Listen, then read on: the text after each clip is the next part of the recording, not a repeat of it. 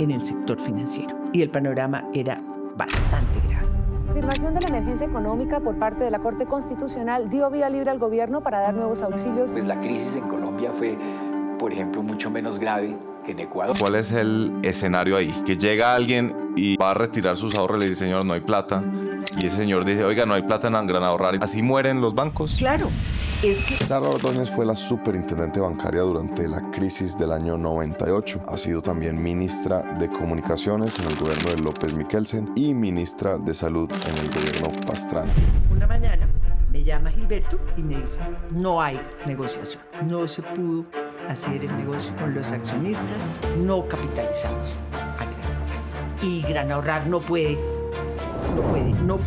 pagar. Entonces, el viernes, el Banco de la República solamente nos certificó que había entrado en cesación de pagos a las 12:01 de la noche. Porque hasta esa hora podría haber un milagro seguramente. Tema de que no podía abrir la puerta el lunes y no pagar. O si no la abriera, peor, porque se imagina un banco que sin ser día de fiesta amanece cerrado, todos los demás están abiertos. Y Gran Ahorrar, propiedad del Estado colombiano, abrió sus puertas el lunes y no pasó nada. Bueno, ya. Vamos a hacer algo atípico hoy. Vamos a arrancar en el futuro y nos vamos no en el futuro, en el pasado reciente nos vamos a remontar más atrás en el pasado. En el 2000 usted fue ministra Sí. de Salud. Sí, Y usted en el 76, 77, 78 ya había sido ministra. sí. ¿Qué tanto había cambiado la vida pública colombiana en el 2000 respecto con esa que usted había conocido en los años 70? Digamos que fue un cambio absolutamente rotundo. Podría decirte que casi era otro país. Cuando yo trabajé en el 2000, cuando entré al Ministerio de Salud, era el gobierno de Andrés Pastrana. En ese momento, por ejemplo, existía la Ley 100. La Ley 100 en salud no existía cuando yo trabajé en el año 77 de ministra de Comunicaciones en el gobierno de Alfonso López. El país había cambiado radicalmente. Había incluso más ministerios, se habían cambiado los nombres de los ministerios, existían otras dinámicas totalmente distintas. Yo en el gobierno de López fui ministra conservadora en el desmonte del Frente Nacional. El Frente Nacional se acabó y empezaron los 4 años de transición del gobierno de Alfonso López, donde todavía tenía que existir paridad en los cargos públicos y por tanto paridad en los ministerios. Y el ministro de gobierno, por supuesto, era militar. Y ¿El de gobierno? el defensa. ministro de Defensa era sí. militar. Esto no viene a cambiar sino después de la constituyente. Sí. Y era otro país totalmente diferente. Veníamos de desmontar el Frente Nacional, de desmontar la violencia política que existió, pero sí, para la cual se hizo el Frente Nacional. Y por tanto, repito, los ministros éramos paritarios. Estaban, digamos, acabando las pugnacidades políticas que habían llevado a firmar ese gran acuerdo entre Alberto Lleras y Laureano Gómez. Sí. Ya en el gobierno de Pastrana era todo lo contrario. Estaban las pugnacidades políticas a todo dar. Recuerde ya el gobierno de Andrés Pastrana viene después de la muerte de Galán, después de que viene Ernesto Samper y pasa todos los escándalos. Es un gobierno que ya llega luego de que han pasado muchos años, ya no se trata del Frente Nacional, ya había pluralidad de partidos, ya Andrés llega con un frente común que viene de un origen conservador, pero que ya el Partido Conservador no era lo que fue en su momento cuando se hace el acuerdo entre Laureano y Alberto Lleras. Entonces eran dos países totalmente diferentes, totalmente diferentes. Pero era ¿Acaso una diferencia como quizás la planteaba Alfonso Gómez Méndez hace poco aquí en este mismo podcast, de que antes del 91 la justicia era mejor, el Congreso era mejor? Luego de la Constitución del 91 todo eso ha empeorado. Es decir, se sentía cierta degradación en el ambiente, no sé, en términos de antes cuando usted era ministra en el 76, su actividad de ministra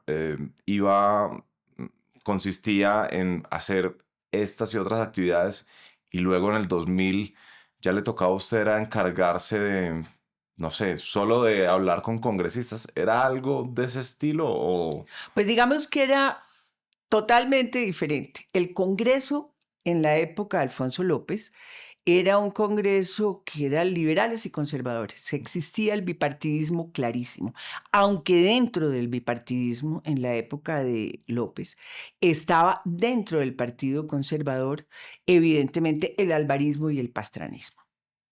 Y era una división clarísima. Y dentro del Partido Liberal, por supuesto, también estaba el llerismo, el turballismo, estaba el MRL con el cual, pues, el cual creó Alfonso López, pero él llega como liberal ya al gobierno. Sí, Pero tampoco era que la vida fuera totalmente color de rosa. En el claro. Congreso de la República había divisiones, había esas divisiones, los que apoyaban al gobierno y los que no. Entonces, yo llegué, no porque nunca haya sido política, que no me lo has preguntado, pero yo jamás he sido política. Yo he desempeñado cargos públicos, Sí. pero yo nunca he estado en la política. Me decepcionó mucho la política cuando la viví de cerca. Espere, ¿desde el principio? ¿Desde el 70 y pico? Entonces, ¿O la un decepcionó ya poquito más, un después? poquito después. En Ya, esa época, pues yo llegué al gobierno muy joven. Llegué de viceministra de Jaime García Parra, sí. ¿Había sido que su profesor?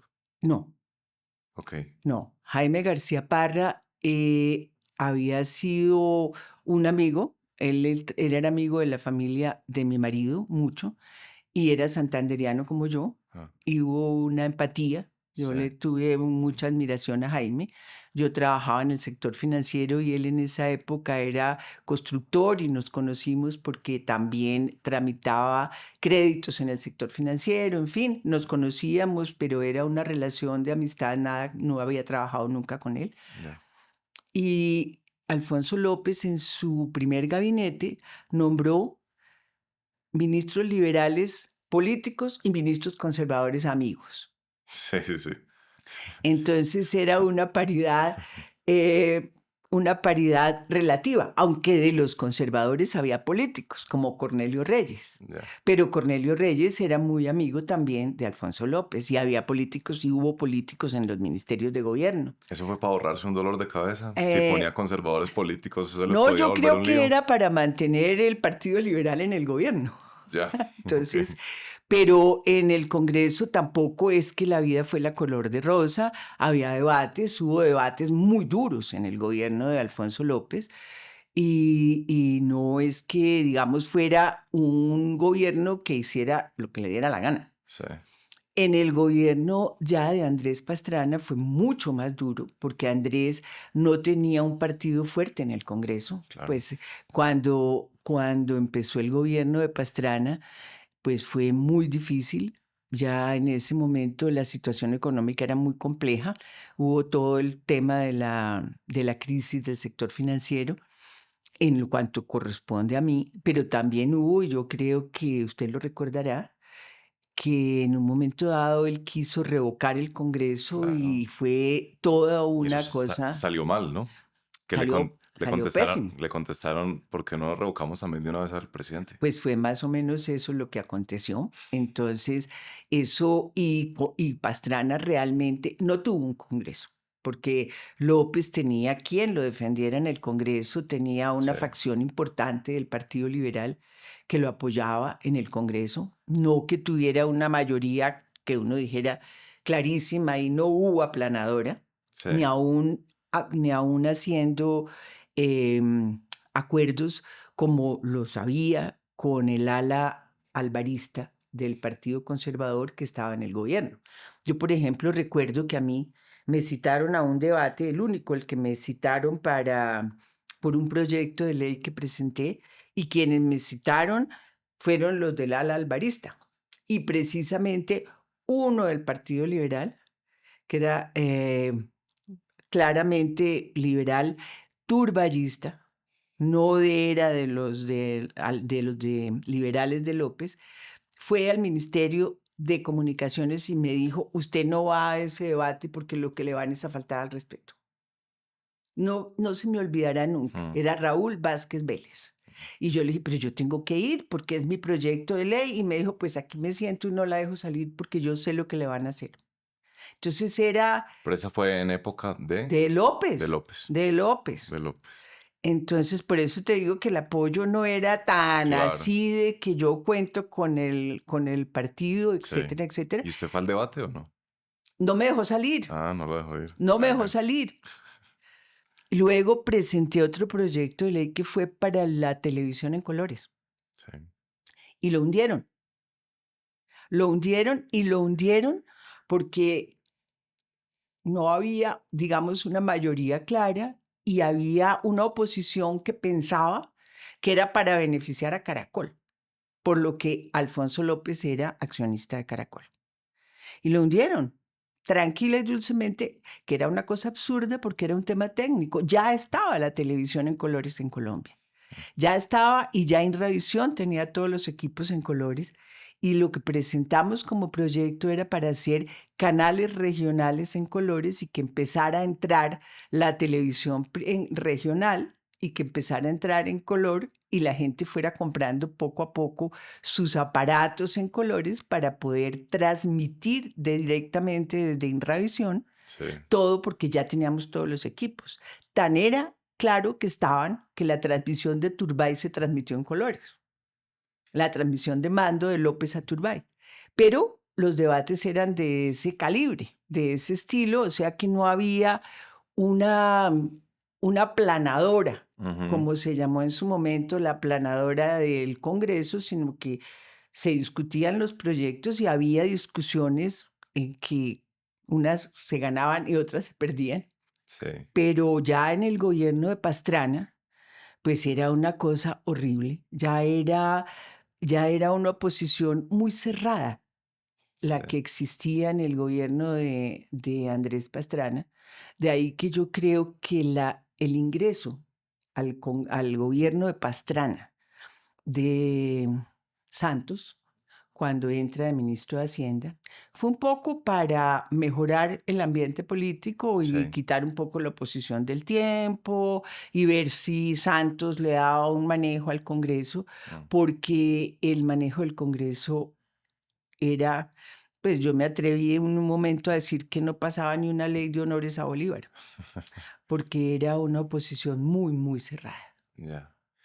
Pero digámoslo más en términos de sus sensaciones. Usted sintió ciertas cosas cuando fue ministra de López y luego sintió otras cuando fue ministra de Pastrana.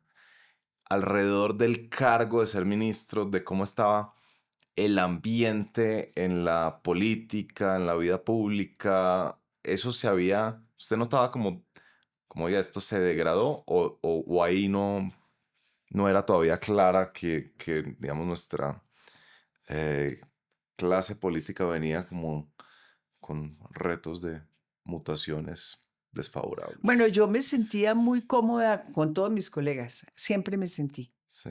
Siempre me sentí y en ninguno de los dos gobiernos yo recibí órdenes de hacer nada de ninguno de los dos presidentes. En eso yo sí creo ser muy, muy clara.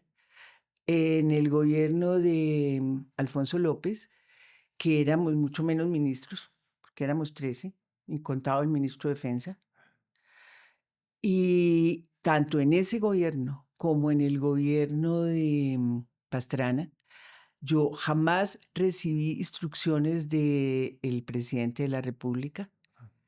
Tal vez el único momento en que no me sentí cómoda fue la razón por la que, entre otras, una de las razones por las que, entre otras, me salí del Ministerio de Salud y fue una designación de un funcionario que a mí no me parecía que reunía las competencias para desempeñar el cargo. Y en consecuencia, pues no firmé su nombramiento, me sugirieron eso y preferí retirarme, porque no me parecía que fuera razonable tener en mi equipo alguien que no me merecía la confianza, pero si tenía la del presidente, pues lo único sensato era que él nombrara a otro ministro, como efectivamente sucedió. Ya.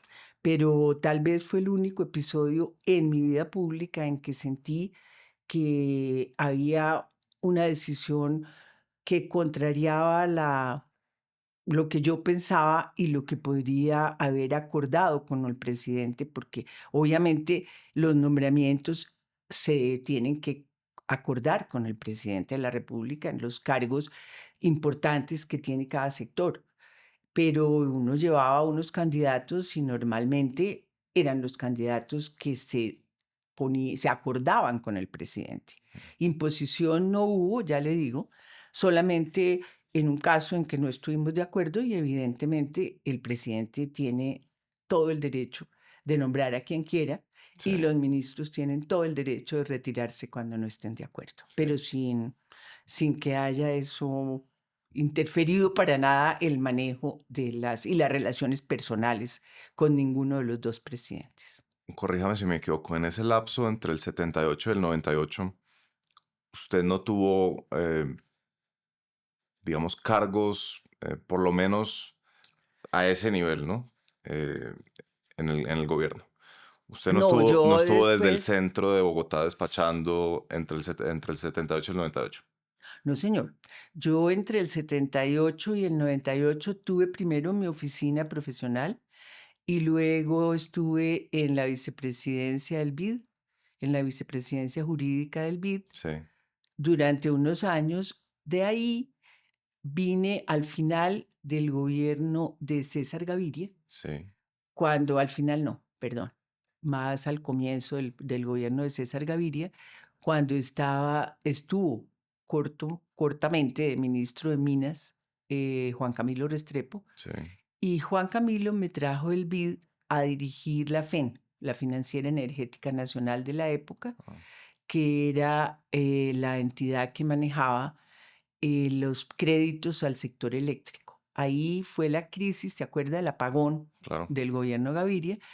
Yo estaba ahí y fue una labor muy interesante de financiar desde la FEN a las electrificadoras que se crearon, las electrificadoras regionales de carbón que se crearon para sustituir y para tener un respaldo en el sistema energético por la crisis que acababa de pasar, Ya. mientras que se hacían las hidroeléctricas y todo lo que es hoy el sistema energético del país. Sí, Ahí de la FEN me retiré cuando empieza el gobierno Samper, o sea, final de gobierno Gaviria. Yo estoy 2 años del gobierno de Gaviria trabajando en la financiera y de ahí me retiro y me voy al sector privado y luego solamente regreso al sector público cuando empieza el gobierno de Andrés Pastrana y claro. Juan Camilo Restrepo me nombra superintendente bancario. Sí. Discúlpeme ser insistente con el tema, pero es solo, a mí me causa fascinación uno haber estado en el 78 allá y luego volver tantos años después. Sería como, no sé, es como, a veces a mí me pasa a pequeña escala que llego a Medellín después de mucho tiempo sin estar en Medellín y de repente hay 100 edificios nuevos que yo nunca había visto y es como, pucha, ¿qué pasó acá? Ah, no, pero claro, claro. Entonces uno llega y se encuentra un país, y máximo si es abogado, porque eso sí que cambia más que los edificios. Las leyes en este Claro. país es lo que más cambia. Y la cantidad de decretos. Me cambiaron, casi que tocó volver a entrar a la universidad, porque era todo cambiado. Sí, Todo era diferente. El país había hecho un cambio violento en todo, sí, para bien y para mal, porque no todos los cambios son malos. ya, El país tenía pues un desarrollo mucho más grande, había pues era una ciudad mucho más moderna cuando yo volví. todo era diferente. Había montones de ministros en cargos que antes no existían, montones de institutos, una organización Había crecido la administrativa, burocracia pero tremendamente. tremendamente. Había crecido todo tremendamente. Sí. Entonces, pues había crecido en estos días, para que vea cómo es el cambio de este país.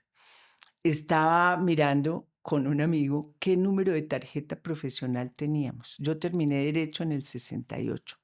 Mi tarjeta profesional es del 70 y es la número 3766. Y ya estamos por encima de las 500,000. Eso ya te dice cuánto ha cambiado este país. Ha cambiado tanto, tanto, tanto, que cuando yo fui ministra en el 74, creo que fui la cuarta o la quinta mujer que llega a un ministerio, que llegaba. Y ahora hay más mujeres que hombres. Y en la época de Pastrana ya había montones de mujeres. El cambio, ese sí que se ha sentido en lo que era una mujer profesional Sí. en el año 74 y una mujer profesional hoy. En todo sentido ha cambiado el país. En eso, pues para súper bien. Y en otras cosas, para requete mal. Porque la situación de orden público, por ejemplo, la seguridad, yo nunca tuve una escolta. Yo manejaba el carro del ministerio para ir al ministerio y salir del ministerio. Entonces eran unos Renault 12 que había comprado Jaime García en el Ministerio de Comunicaciones, y él manejaba el de él y yo manejaba el mío. Y después lo manejó Juan Carlos Esguerra, el de él, cuando él llegó de viceministro ¿de qué?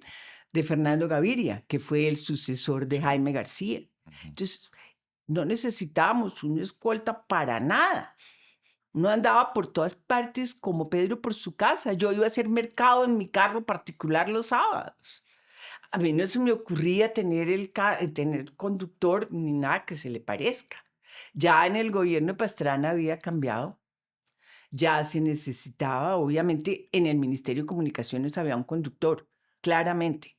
Pero yo no le decía al conductor, venga a recogerme a las 7 de la mañana siempre. A veces le decía, llegue al ministerio.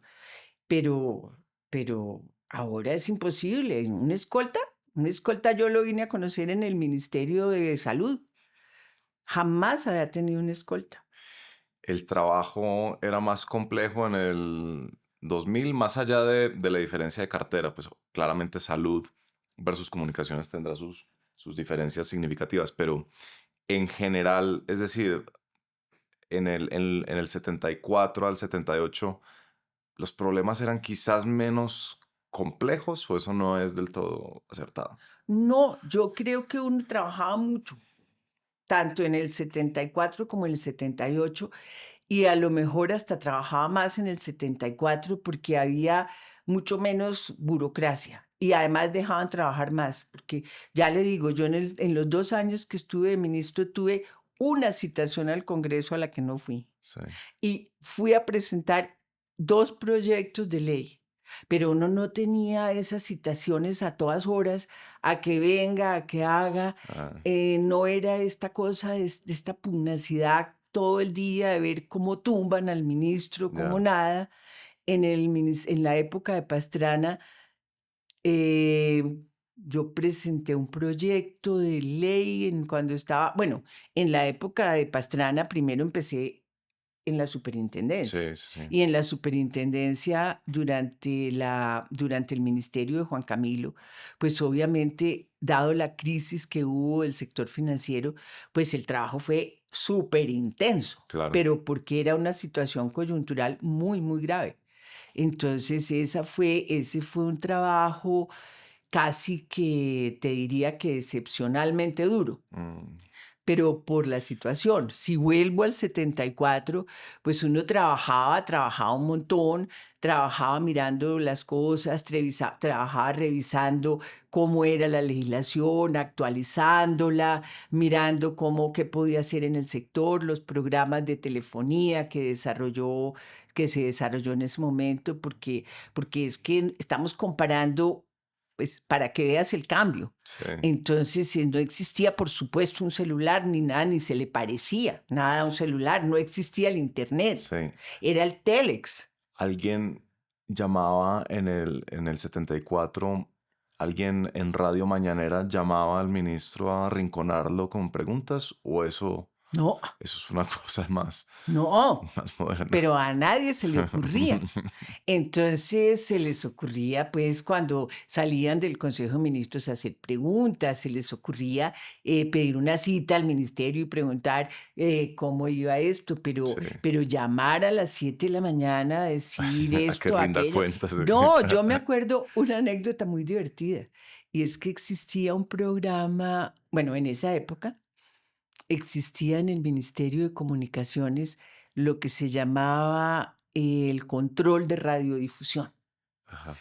Y el ministerio tenía unas monitoras de radio, que había monitoras aquí en Bogotá, en Medellín, en la costa, en todas partes había monitoras, y había unos funcionarios que tenían que estar 24 horas oyendo lo que transmitía la radio para que no hubiera violaciones al Estatuto de Radiodifusión. Wow. Y las violaciones al Estatuto de Radiodifusión, que pues existía el Estatuto de Radiodifusión Sonora, y entonces no se podía ofender a nadie, no se podía incitar a la violencia, no se podía incitar al desmanes de orden público por la radio. Había un montón de normas que ellos, los de las monitoras, tenían que grabar todo lo que salía en radio. Y en esa época era 300 emisoras. Perdón, 500. Juepucha. Y todas las emisoras tenían que ser grabadas. Y cuando los jefes de las monitoras veían que había alguna violación o presumían que había una violación al Estatuto de Telecomunicaciones, tenían que inmediatamente transcribirlas y las mandaban al jefe del Ministerio de Comunicaciones para que mirara y viera si era susceptible de poner una sanción. Sanciones que puedan ser económicas o puedan llegar hasta el cierre de las emisoras. Y yo tengo una anécdota que todavía me río mucho.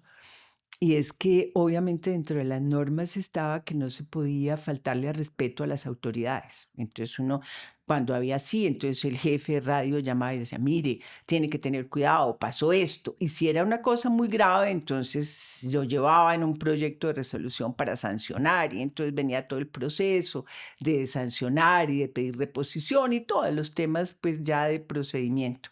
Y una vez llegó el jefe de radio a mi oficina y me dijo, aquí hay que cerrar una emisora. ¿Y qué pasó? Me dijo, es que es una falta de respeto terrible. ¿Y eso qué pasó? En el programa de la mañana de Margot Richie dicen que una de las 10 mujeres peor vestidas del país es la ministra de Comunicaciones. Entonces, por supuesto, ahí me dio ataque de risa. Y dije, uy, me va a tocar cambiar de modelos. Pero era otro mundo. Era otro mundo. Eso era lo que se consideraba, pero a ver. Increíble. Entonces, ahora pues permítame morirme de la risa. Entonces, todo eso pues ahora es otro planeta. Sí. De los episodios, hitos de esos años de López, y le prometo que llegaremos obviamente a la crisis financiera, que será el grueso de este programa, pero en esos años de López, ¿qué episodios recuerda usted importantes? No necesariamente de su cartera, obviamente, sino como generales, como cosas significativas, porque, y sobre todo por la siguiente razón, yo creo que cuando uno empieza a hablar de historia reciente de Colombia, tiende a arrancar con Turbay, Estatuto de Seguridad, y de ahí se pasa a Belisario y a la toma del Palacio, ¿cierto? En esa historia de violencia arranca más o menos ahí. De López, a mí, por ejemplo, me sorprendió mucho lo fuerte y lo significativo que fue el paro del 77. Yo creo que el paro del 77, visto hoy, da risa. Porque es que, por eso te digo que es parte del otro mundo era otro mundo. Mm. En el gobierno de López hubo muchas cosas que son súper importantes. Por ejemplo, al gobierno de López le tocó la la bonanza cafetera, que sirvió muchísimo en el desarrollo del país. El gremio cafetero era un gremio muy importante. Arturo Gómez Jaramillo asistía, por ejemplo, a Compes, porque era un manejo absolutamente coordinado de lo que era el Fondo Nacional, lo que era la Federación de Cafeteros. En esa época había el Pacto Cafetero de Londres, Sí. lo que era los recursos del café, que eran importantísimos para el país, y entonces se invitaba a la federación a asistir a Compes y a tener una política coordinada con el sector privado. Mucha coordinación existía, mucha coordinación con todo lo que era el sector privado para el desarrollo del país y para buscar que fuéramos todos como por la misma ruta. Sí.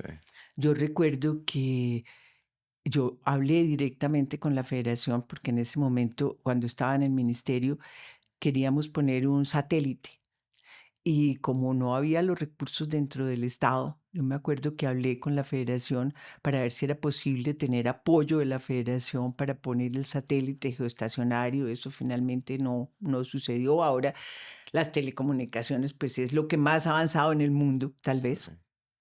Pero en ese momento era eso, me acuerdo que era una política muy coordinada. Cuando el gobierno de López sufrimos una huelga muy dura, que fue la del Seguro Social.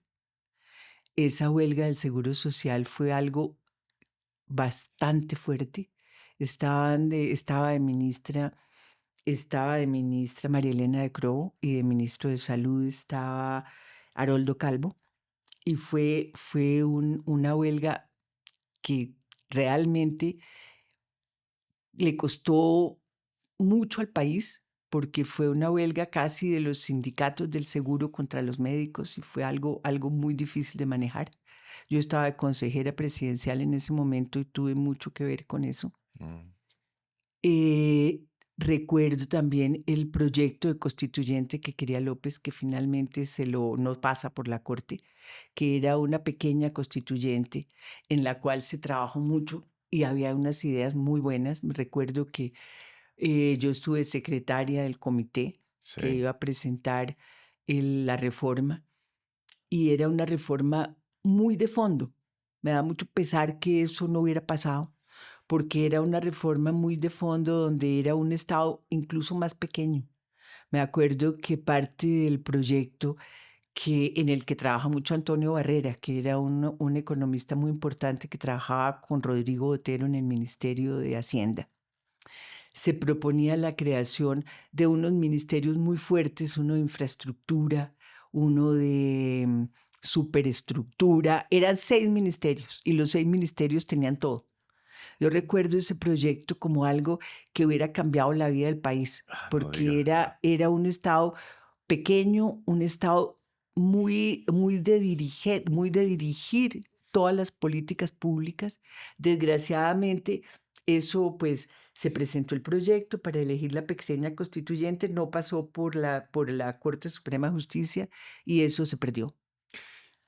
Pero mi lectura de esa reforma de López constitucional era que su centro, su núcleo era la justicia, ese no era el norte, el reducir la impunidad en este Pero país. claro, es que dentro de eso precisamente se creaban unos ministerios muy fuertes, quedaba por un lado gobierno, defensa,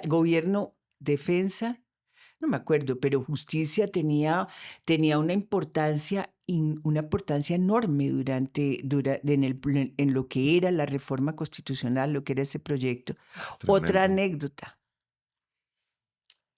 Yo ya estaba en el Ministerio de Comunicaciones cuando renunció el ministro de Justicia, que sucedió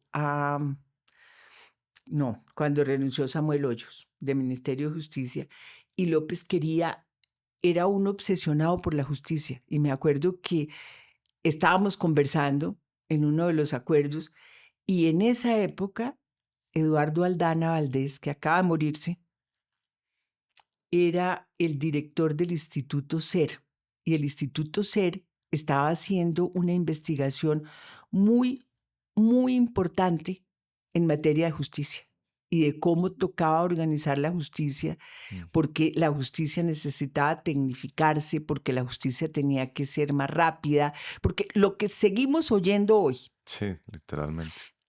Y me acuerdo que yo conversando con el doctor López en un acuerdo, le dije, ¿y por qué no piensa en Eduardo Aldana para el ministro de Justicia? Porque el Instituto SER tiene exactamente lo que usted quiere para eso.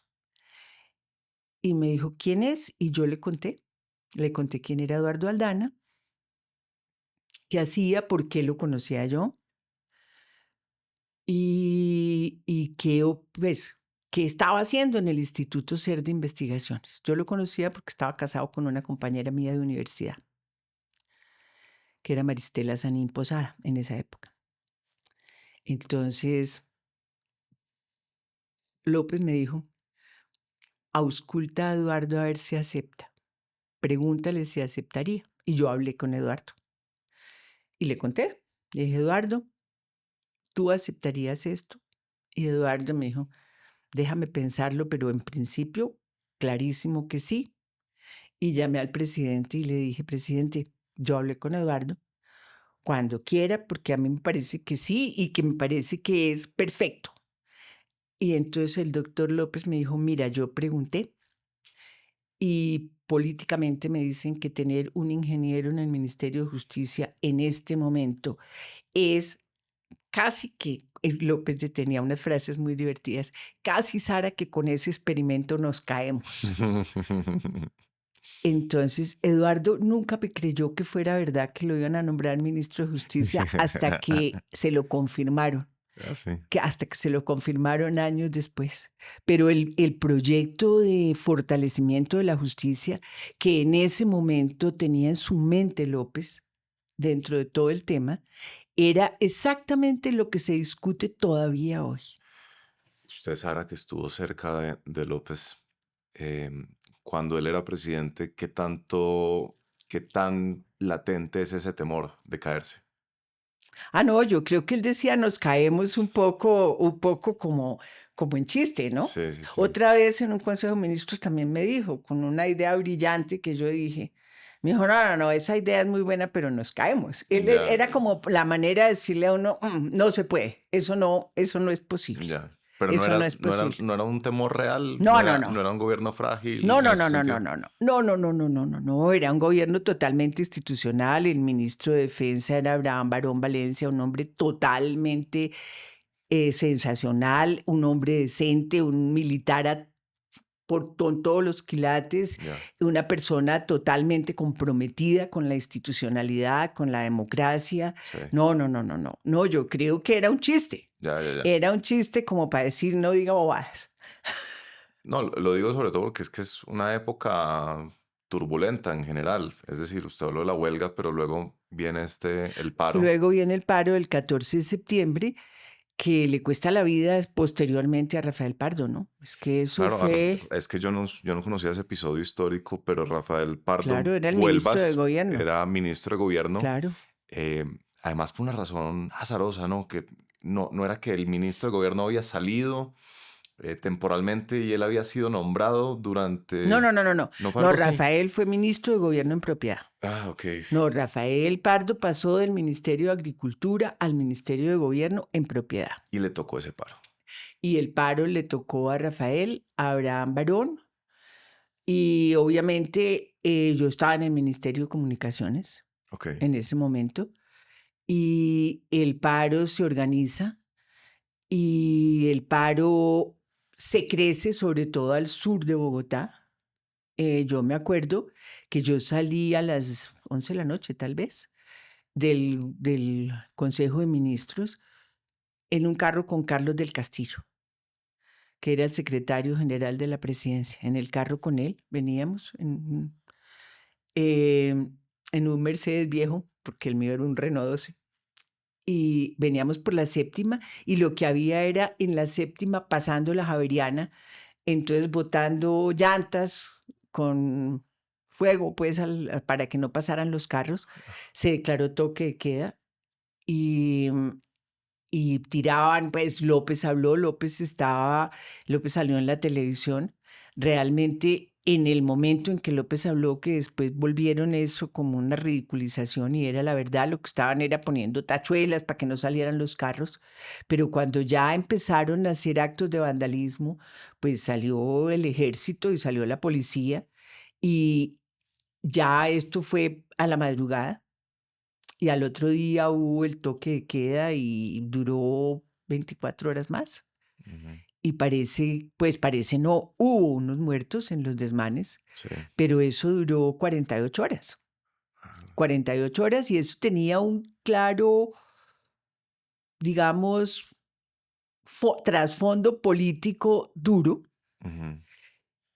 que termina en el asesinato de Rafael un año después, organizado por quienes consideraron que había sido un gobierno represivo. Fueron, no sé cuánto fue el número de muertos. Unos dicen que 8, unos dicen que 10, unos dicen lo máximo que dicen es 11, no lo sé. Exactamente la cifra es parte de lo que se comenta, se dice, Sí. pero una cifra exacta que alguien te pueda garantizar que fueron 3, 4, 5, 11, no la hay. Sí. Y dicen que había, pues la idea era una venganza porque se reprimió ese paro y que la idea era o matar a López o matar al ministro de Defensa o Rafael Pardo, porque eran los que se consideraba que habían dado las órdenes de disparar, que creo que ninguno la dio. Yo creo que eran momentos en que dentro de todo lo que fue el desorden que se armó, especialmente al sur, Sí.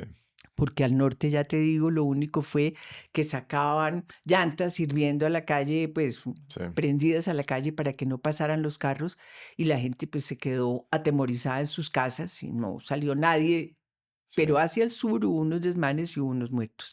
Pero eso comparado, pues digamos, con los paros de ahora y con Claro. lo que fue el paro que le hicieron a Duque y lo que fue eso, pues te muestra que el mundo ha No, cambiado pues en eso para súper mal. el último paro de Duque duró, ¿qué? 3 meses. Una cosa así. Ujú, Este duró 48 horas. ujú. ¿El móvil de ese paro del 77 era tumbar a López o eso no era tan claro? Pues yo creo que era una reacción de, de todo el inconformismo que siempre ha habido, pero muy movido por las centrales de izquierda y por politizado intelectualmente. Yo creo que eso tenía un trasfondo muy contra todas las políticas que estaba desarrollando Alfonso López, que siempre fue una persona de izquierda, Sí. pero de una izquierda razonable, moderada, que quería más al país que cualquier otra cosa Ujú. y que hizo el gobierno que consideraba servía para desarrollar el país y para sacarlo de la situación de pobreza que siempre ha tenido, ¿no? Pero siempre esos gobiernos y sobre todo cuando hay la apertura política que se presentaba en ese momento, porque era terminar el Frente Nacional. Entonces ahí es más o menos, y creo que es parte de todo el movimiento y de todo lo que se hizo, ya ahora es borrón y cuenta nueva. Ujú. Ya no estamos hablando de paridades, ya no estamos hablando de nada de esto, ahora es más o menos, o sálvese quien pueda, organicemos esto para que se acabó este cuento de que vamos a hacernos pasitos unos con otros. Gómez Méndez dijo que detrás de ese paro también había estado doña Berta de Ospina, ¿no? Yo personalmente no lo creo porque López y Berta de Ospina fueron muy buenos amigos. No. Eso sí doy fe, que él tenía admiración por Berta y eran amigos y muy amigo de Olga Duque, la nuera de doña Berta, tanto que fue su gobernadora. Mm.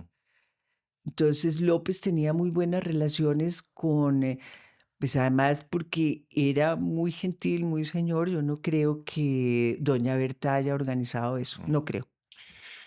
Usted que conoció tanto a López, ayúdeme a entender qué tipo de entendimiento fundamental tenía él sobre este país? ¿Qué tipo de comprensión y cuál era como él se hizo cierta idea de Colombia? Se Y hizo luego, cierta idea, ¿no? Yo creo que conocía a Colombia.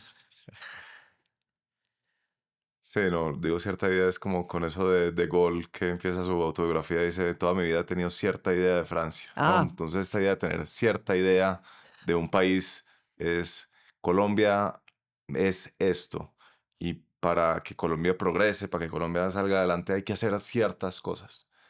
¿Me puede contar algo sobre, usted que conoció tanto a López, esa visión que tuvo él? a ver, López conocía a Colombia desde chiquito, porque es que cuando uno es, me imagino, cuando uno es hijo de un presidente de la República, desde que se desayuna está oyendo hablar de, Mm, de Colombia, de los problemas de Colombia, de cómo es el país, de, todo ese, de todos esos temas. Obviamente que él estudió por fuera, estudió en Chile, estudió en muchas partes, y además era un constitucionalista completo, era un abogado completo, pero conocía a Colombia pues desde que nació. Entonces yo sí creo que él un poco tenía todo ese background que viene de su papá, que fue una persona que todo el país reconoce que hizo unos cambios mm, radicales en cuanto a la Colombia colonialista para volver, digamos así, sí, a ser una Colombia liberal. Y López era claramente liberal. claro. Y López pues crea su MRL cuando ve que el Frente Nacional más o menos eso se demora y entonces crea todas estas cosas hasta que regresa pues al redil, llamémoslo así, en la gobernación del Cesar. Sí. Pero él es una persona profundamente conocedora del país y profundamente respetuosa de lo que es el, el colombiano y de lo que es los derechos de los colombianos. López para mí es un demócrata impresionante. Impresionante, respeta totalmente la democracia. La Constitución es una cosa que a él lo apasiona, por eso presenta una reforma, Mm, pero no se le ocurre que el camino es violarla, ni inventarse atajos. Es presentar una reforma de fondo con lo que es su concepción del Estado y con lo que es su concepción de la justicia y con lo que es su concepción de todo. Y para eso piensa que es más razonable una pequeña constituyente donde se discutan los temas a fondo entre especialistas para poderlo presentar así, sí. y no una discusión abierta donde sea vamos a salir y el que grite más o el que logre convencer más. Era otro país. ¿Sabe qué cosa es muy divertida? Cuando uno repasa eh, esas revistas semanas justo antes de de las elecciones a la constituyente del 91, básicamente no hay nadie que no fuera candidato a la constituyente. Todo el mundo era candidato, eso era increíble. O sea, todos los historiadores, o sea, estaba Álvaro Tirado Mejía, estaba el señor Buendía, todos los Gómez, futbolistas, buen día. Gómez Buendía estaba, todos los futbolistas, no había nadie que no fuera, Que no quisiera que no estar. aspirara Ah, a sí, ser claro. constituyente, es una Ah, cosa claro, loca. claro, claro. Eh, Álvaro Gómez Hurtado, por ejemplo, em, queda la sensación después de leer la biografía que le hizo Constaín. Era un tipo que hablaba mucho, insistía mucho en la justicia, en la justicia, en la justicia. Ese era como el tema obsesivo. Todos, sí. López también era obsesivo o había otro tema con el que fuera particularmente insistente. López era particularmente insistente con temas de igualdad, con tema de la mujer, mucho, Mm, mucho. Con temas de la mujer era tan insistente que por eso yo estuve en el gobierno, porque él, como te digo, creó su gabinete inicial y yo termino siendo viceministra de Jaime García porque él les pide a todos los que nombran ministros que por favor vinculen mujeres al gobierno y que busquen mujeres para cargos altos en el gobierno. mm, Por eso yo termino siendo viceministra, porque yo jamás había conocido a López, ni había votado por López, ni era liberal, ni nada. Entonces yo conozco a López ya de viceministra del gobierno de él, porque él tenía también la obsesión de vincular mujeres a su gobierno y de hacer de la mujer lo que afortunadamente se ha venido logrando y se ha venido consiguiendo a través de los años. Pero López fuimos muchas las mujeres que trabajamos en el gobierno de López, tanto en los viceministerios como en los institutos, como en las gobernaciones. Fue toda una revolución la que se inició en el gobierno de López con el tema de la mujer. Saltemos 20 años en el tiempo. Estos son los dominós de la crisis de fin de siglo. Pero espérate, se me olvidaba otro tema que fue obsesión de López, que fue el Adelante. energético. Ah, En el energético era otro tema que a él le apasionaba y que hizo unos cambios increíbles con Jaime García, que fue cuando se hace ya el acuerdo para poder explorar.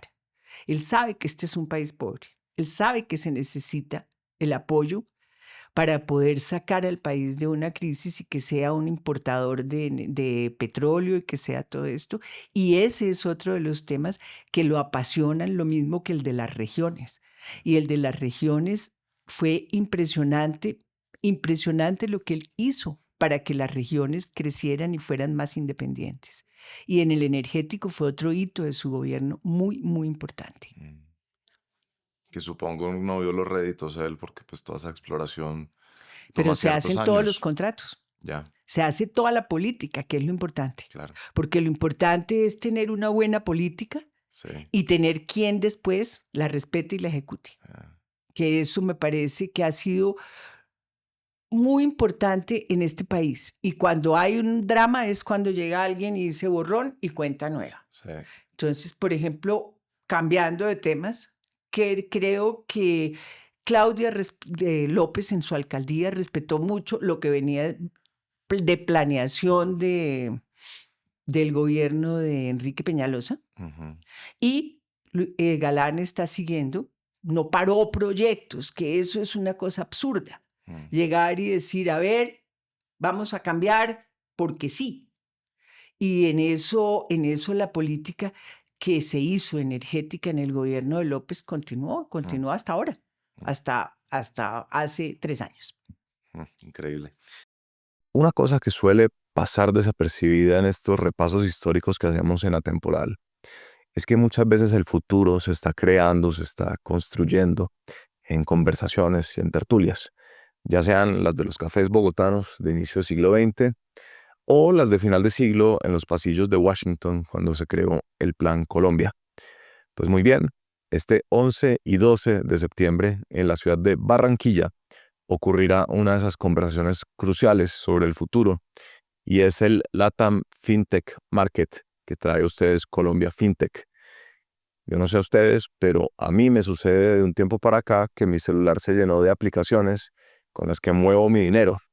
Realmente es como si mi relación con la industria FinTech fuera una embestida.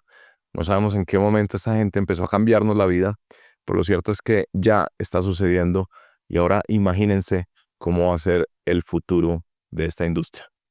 Eso lo van a poder saber en el LATAM FinTech Market que agrupa a los grandes actores y jugadores de esta industria durante 2 días en la ciudad de Barranquilla. Para que no se pierdan esa conversación crucial sobre el futuro, el patrocinador de este episodio, que es Colombia FinTech, ha habilitado un código de descuento para que adquieran sus boletas. El código de descuento es atemporal y las pueden adquirir en latamfintech.market o yendo al link que les dejo aquí mismo en la descripción de este episodio. Nuevamente, latamfintech.market y el código de descuento atemporal, pero el link se los dejo acá y que disfruten del episodio. Saltemos 20 años en el tiempo. Estos son los dominós de la crisis de fin de siglo, según cuenta Guillermo Perry. Se los voy a dar. Primero, crisis asiática. La crisis asiática deriva en la crisis de Rusia. La crisis de Rusia deriva en que los fondos de inversión empiezan a vender sus títulos que tienen en Latinoamérica para reponer sus pérdidas por lo de Rusia. Y además eso genera que se aumenta el riesgo para los países emergentes en general.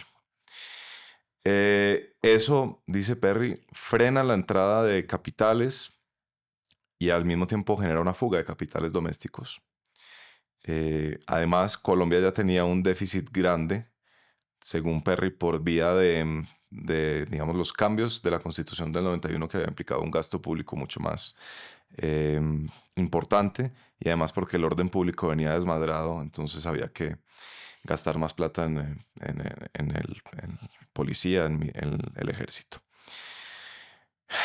Luego, este es el último dominó, Banco de la República empieza a subir las tasas para hacer más atractivo el país para los inversionistas extranjeros y evitar así la fuga de los capitales. Esos son todos los que tengo. A ver, Hasta ahí no hay nada aterricémoslo en Colombia. financiero. Aterrícelo. Aterricémoslo en Colombia. Y para que sea casos conocidos, ¿cómo arranca? Empecemos porque todo eso es cierto, hay un déficit, no hay recursos suficientes en el país. El país está, pues, pasando por una situación que cada que llega alguien dice, uy, yo quisiera hacer esto, pero no hay con qué. Ajá. Y en el caso nuestro, tenemos el arranque de la crisis en Colombia. El arranque de la crisis tiene mucho que ver con lo que acabas de leer que dice Guillermo Perry en su libro. Y es que el banco, la corporación, porque en ese momento no eran bancos, la Corporación de Ahorro y Vivienda, Gran Ahorrar, que era la más antigua del país y tal vez la más grande en ese momento. Gran Ahorrar tenía 1 millón de ahorradores que tenían sus depósitos puestos en la corporación. Tenía un problema de accionistas. Tenía unas dificultades entre los accionistas y eso significó que no capitalizaban, que había unos déficits y venía siendo negociada para comprarla por el Banco Santander. El Banco Santander en esa época en Colombia lo manejaba Gabriel Jaramillo. Gabriel Jaramillo era una persona amiga mía. Yo la conocía, era amigo mío. Y cuando yo llego a la superintendencia, Gabriel me cuenta, no te preocupes por Gran Ahorrar, que el banco lo está comprando. Entonces yo sé que la preocupación vas a tener en la superintendencia porque Gran Ahorrar está pasando aceite y está complicada. Pero no te preocupes, yo te cuento confidencialmente para que estés tranquila que el Banco Santander lo compra. ¡Brun! Explota, como acabas de leer, la crisis y toda la banca internacional empieza a recoger sus inversiones de América Latina. Y me llama otra vez Gabriel Jaramillo y me dice, Sara, no compramos Gran Ahorrar. Ese es el primer banco que empieza a crear una necesidad de que no se nos puede caer. Y no se nos puede caer porque se quedan 1 millón de ahorradores colombianos sin sus ahorros. Esa es, digamos, la primera noticia así de que, Juli, aquí los internacionales no podemos contar para nada con eso. Evidentemente, ese fue un campanazo que toca precisamente con lo que acabas de leer.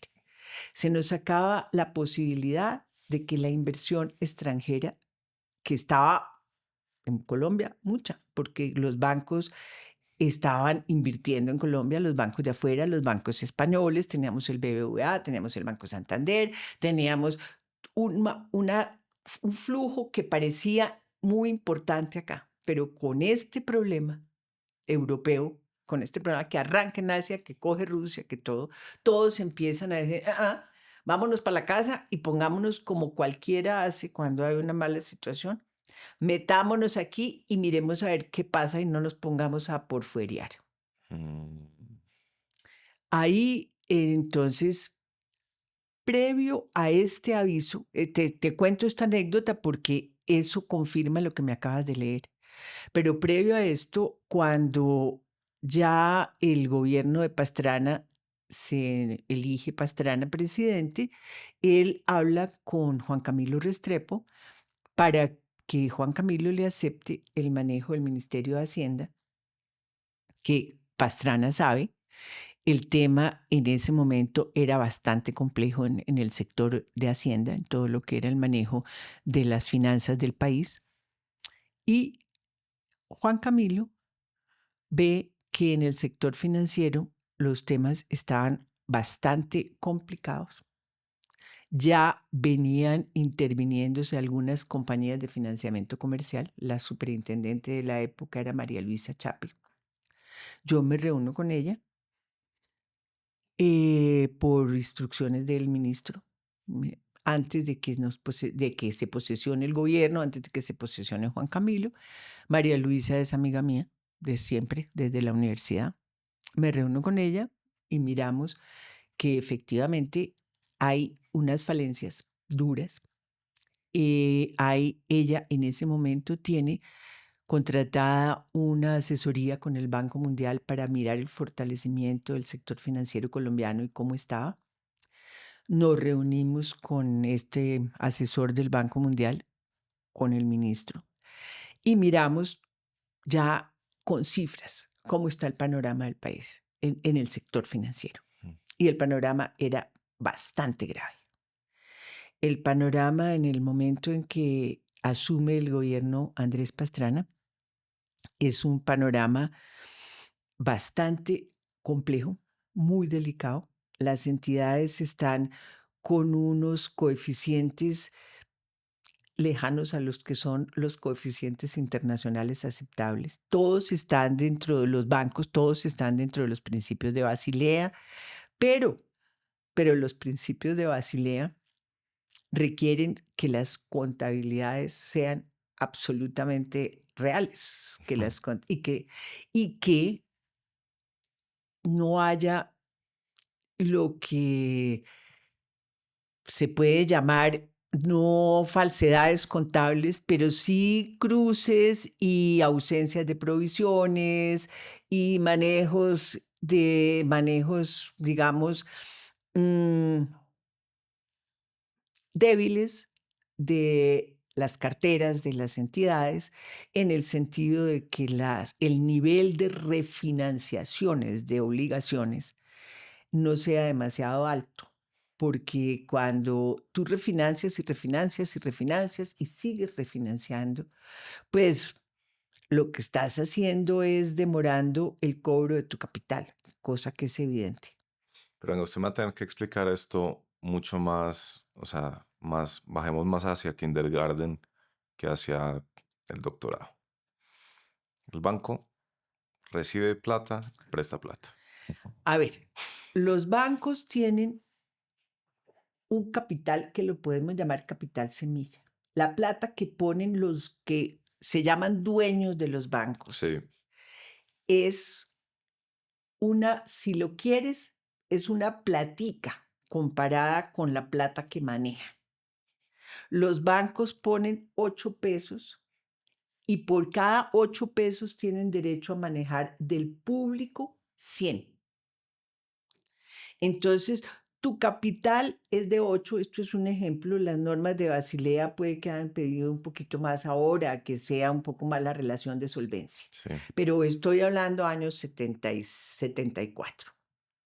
Por cada 8 pesos que pone el dueño, tiene derecho a manejar 92 del público. Uh-huh.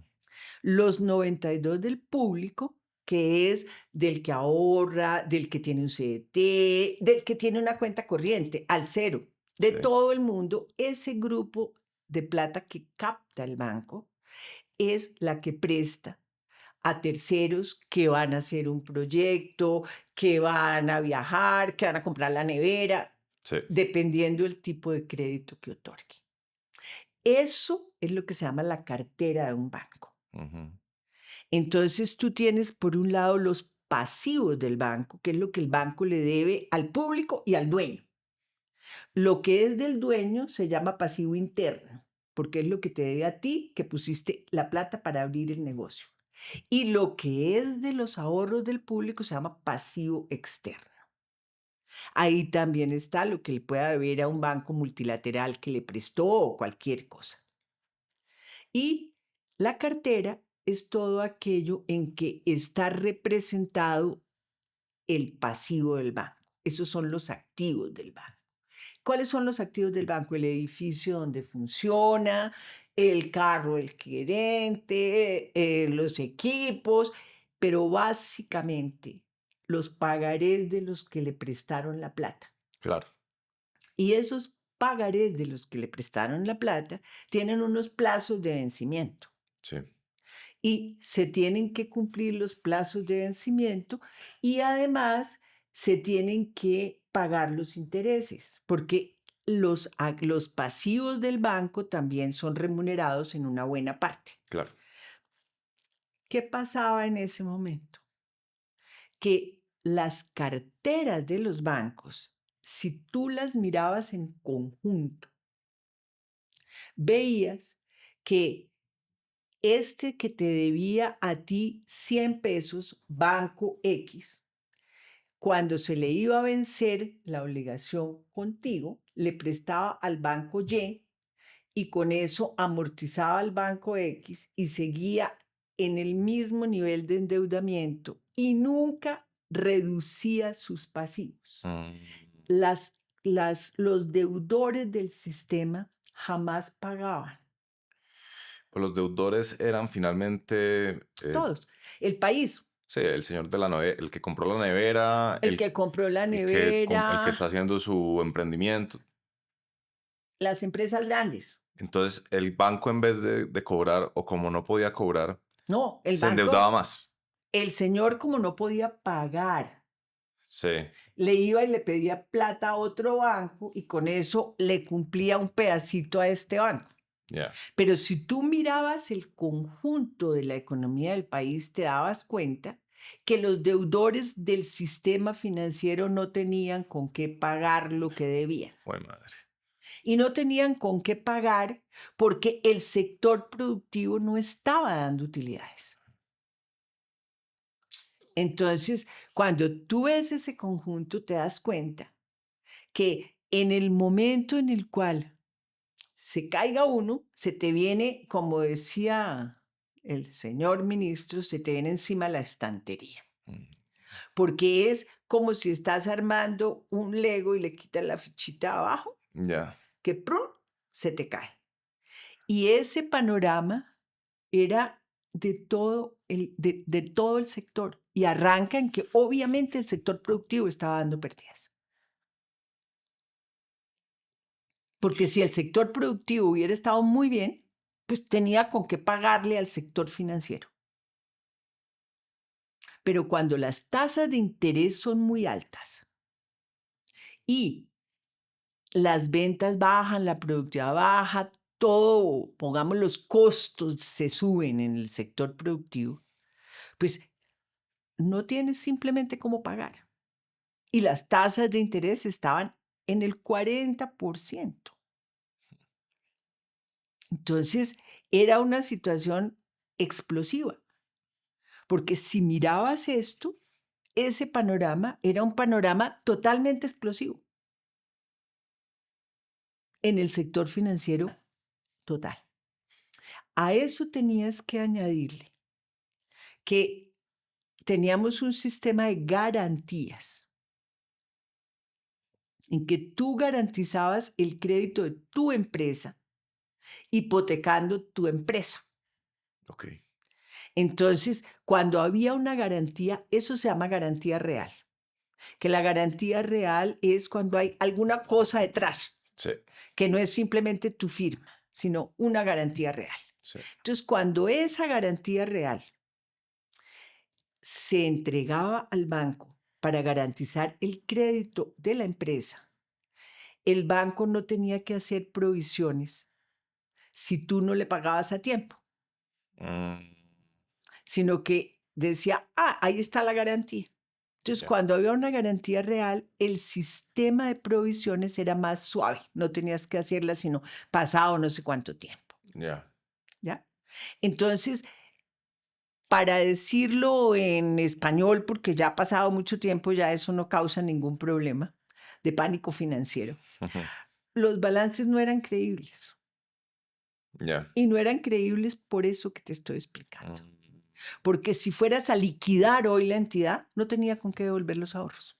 Ah, ya. O sea, Entonces, el banco decía, señora Superintendente, no se preocupe, que estos son nuestros no pasaba. números y Claro. lo que no, lo que había detrás de esos números eran aparentemente sanos o no tan malos, era esa norma que decía que si uno le prestaba a una fábrica de cojines, la misma fábrica de cojines estaba como garantía y por lo tanto uno no tenía que reservar dinero en el banco respaldando Sí, ese crédito. sí, exactamente, era una garantía real, entonces la garantía real no había que provisionar sino al cabo de 2 años o de 3 años de no pagar, Ya. ¿ya?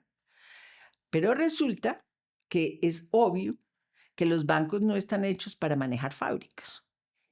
Entonces, si el dueño de la fábrica no es capaz de producir con qué pagar, te Ujú. puedes imaginar que haya un banco Sí.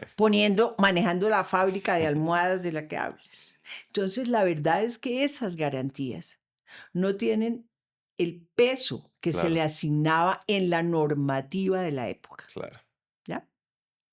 Y cuando te sientas y miras todo el panorama y todo el sector está así, tú te das cuenta que el tema no es un chiste, que se te puede venir abajo todo el sector financiero y que no hay con qué pagarlo.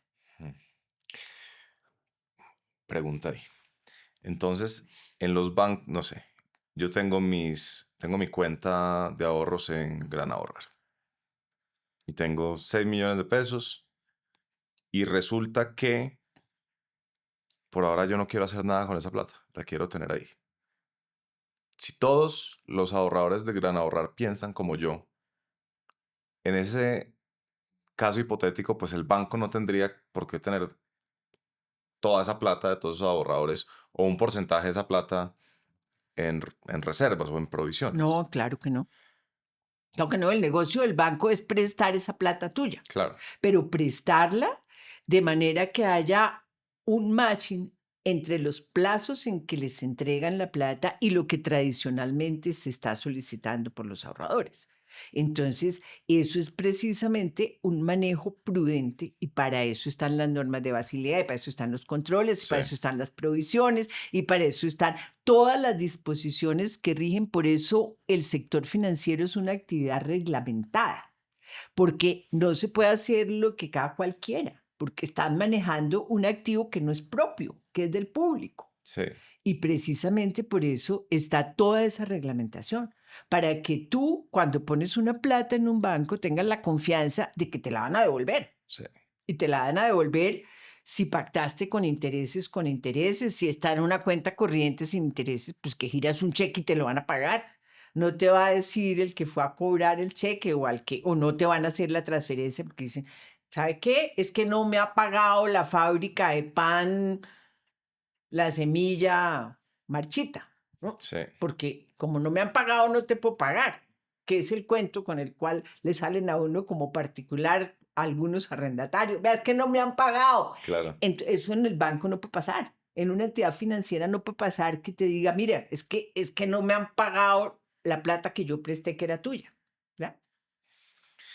Si nos vamos por esta metáfora de que esto es un edificio y el sistema financiero es un edificio y los ladrillos son los bancos.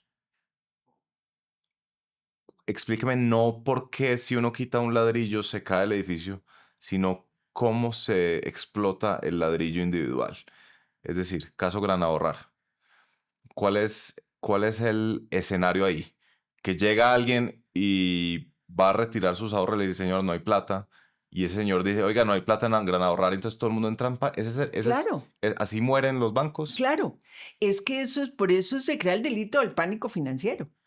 Y eso es algo que se evitó gracias a que se manejó oficializando Gran Ahorrar, por ejemplo, interviniendo otros, porque cuando se ve que podría haber un tema incluso de orden público. Tú te puedes imaginar a toda la gente que ya, y se vio cómo fueron las colas en Davivienda cuando se expandió un rumor de que en Davivienda no iban a pagar.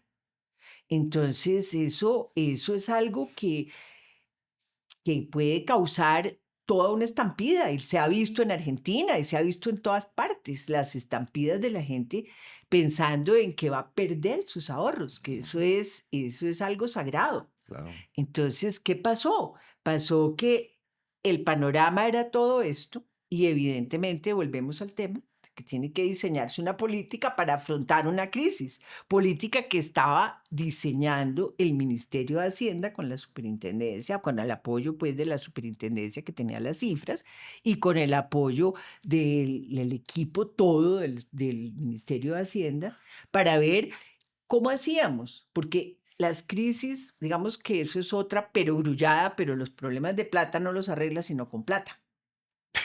Y en el presupuesto nacional y en el sector no había plata. El Fogafín no tenía plata. Sí.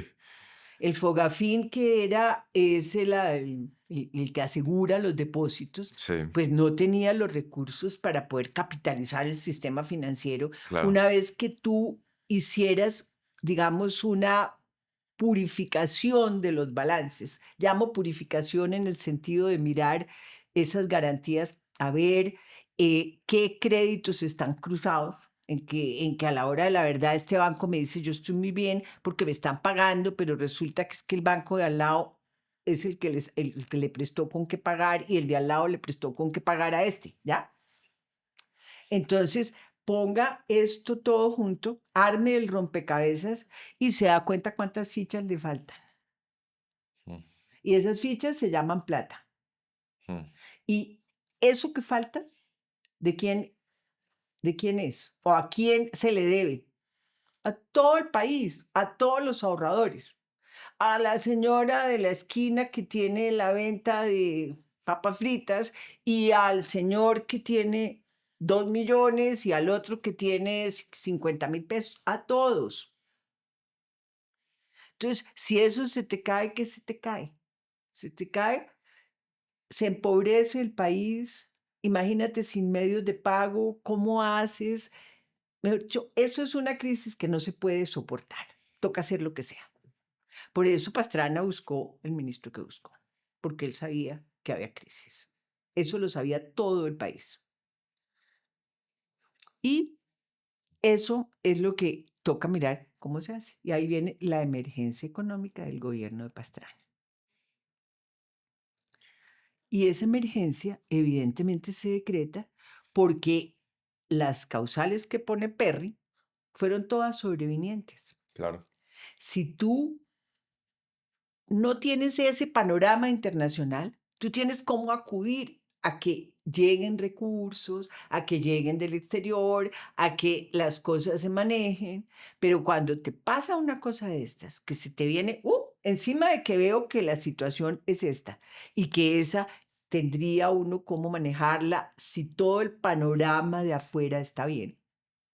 Si se te viene esto, pues más o menos o apague y vámonos o haga una emergencia como tocó hacer. ¿Cuál es el verdadero impacto muy, muy puesto en términos simples de decretar una emergencia económica? Es decir, necesito poderes especiales. Es decir, esto es simplemente una manera de darle más poderes al Ejecutivo porque hay una emergencia que requiere decisión ejecutiva y rapidez y agilidad. ¿Es así de sencillo? Las emergencias son para eso. Las emergencias es como cuando hay un incendio. Tú no te puedes poner a apagarla con la cobija de la casa porque se incendió. Entonces te toca llamar a los bomberos. Por eso es una emergencia. Y cuando hay una emergencia en el Estado, porque se causa esta situación que te acabo de describir, el Estado tiene que tomar medidas ya. No puede ir al Congreso Ujú. a que el Congreso te estudie una ley, Sí. te pase a la Cámara, primero la comisión de la Cámara, luego la plenaria, de ahí va la comisión del Senado. Eso, cuando ya sea ley, si te va muy bien porque declaras una urgencia manifiesta en la ley, pues son 6 meses, Ya. pero si te va bien. Sí. Y entonces después la revisión, la demanda, en fin. Entonces, cuando hay una cosa tan dramática como la que acabo de pintarte, tú no tienes más remedio que decir, decretemos una emergencia para dictar unas medidas, pero Sí. evidentemente tienes que saber qué es lo que tienes que dictar. Tú no decretas una emergencia para ver qué hago. Entonces, tú tienes que tener claro qué es lo que necesitas para poder soportar una emergencia. Sí. Porque si no, se te vuelve que, a ver, ya decreté la emergencia y ahora camine a ver qué es el que ocurre. No. Entonces, en eso se trabajó desde que el día 7 de agosto que se sabía, que el día que empezó esta cosa que se sabía. Porque ya te digo, el 7 de agosto yo le dije, Juan Camilo, tranquilo, que el Banco Santander nos va a comprar a Gran Ahorrar, por ejemplo. El otro rollo que te acabo de escribir general, pues eso es un tema de vamos dándole manejo, vamos viendo a ver, etcétera, etcétera. Pero cuando pasa ya esto que se sabe se caen y no contemos con plata de afuera, entonces empezamos a trabajar duro, duro, los equipos del ministerio y de la super y preparamos una serie de medidas. El día que se decreta la emergencia, llevamos 8 decretos al Consejo de Ministros. Y estaban listos unos cuantos más para hacerlo en el curso de las 24 horas de la emergencia. ¿Para qué? Para conseguir recursos. Y no había recursos de presupuesto. No teníamos de dónde.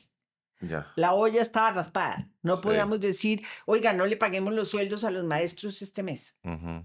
Entonces, se crea el famoso impuesto del 2 por mil, que no era un impuesto. Y en esto es muy importante porque uno a dónde va, dice, ay, usted fue la del 4 por mil. No, primero, La del 2 por 1000, a mí me respeta. pero espérate, porque es que en la emergencia se crea una contribución. Y esto es muy importante que se entienda. Ok. Una contribución es una parafiscalidad. Eso no era un recurso para que entrara al presupuesto nacional y con eso se pagaran los carrotanques de La Guajira.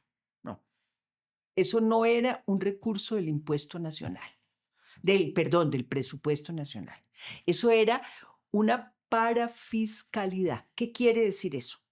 Que se recaudaba dentro del sector financiero y era para apoyar al sector financiero. Entonces, ¿qué estábamos buscando con la contribución del 2 por mil? Estábamos buscando que los ahorradores, con una pequeña contribución, porque evidentemente los usuarios del sector financiero eran quienes iban a beneficiarse de la contribución que iban a hacer, Sí. que los usuarios del sector financiero pagaran un 2 por mil de sus transacciones Mm. para con eso el Estado poder fortalecer el sistema y que no se nos viniera abajo. Mm. ¿Qué pasa? Que se saca la emergencia, se empieza a recaudar el gravamen del 2 por mil Sí. por parte de los bancos que también pagaban un impuesto por las operaciones interbancarias, mucho más pequeño, evidentemente, en porcentaje, porque era mucho más grande en cuanto a las cuantías y porque no eran ahorros, sino simples transacciones. ¿Qué pasa? Cuando llega a la Corte Constitucional, todo, porque todas las emergencias y todas las normas de las emergencias tienen que pasar por la Corte Constitucional Claro. para que tengan un apoyo constitucional y poder continuar. Cuando llega a la Corte Constitucional. La Corte hace un debate, una cosa pública. Allá vamos con el ministro y vamos y explicamos las razones y por qué tocaba que fuera emergencia y por qué era una causal que no era prevista, porque se nos vino así, una causa que era imposible de manejar por parte nuestra, por qué tocaba conseguir cómo manejarla. Entonces explicamos todo esto y la Corte considera que efectivamente la emergencia es constitucional, pero el gravamen del 2 por mil, que era un gravamen parafiscal, nacía en un sector, beneficiaba al sector y tenía una transitoriedad en el tiempo. Ese gravamen se cobraba por el término de 6 meses. Y en 6 meses aspirábamos recaudar con qué fortalecer los capitales y todo el sector financiero para evitar una hecatombe. La Corte considera que eso no es un gravamen, sino un impuesto.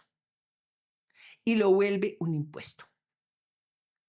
Y los impuestos entran al presupuesto nacional y son recursos del presupuesto. En el momento en que eso se declara un impuesto, para mí por lo menos y para el doctor Juan Camilo creo que también fue evidente que se iba a quedar. Porque platica que entre al presupuesto siempre hay en qué gastarla. Esa es la historia del 2 por mil.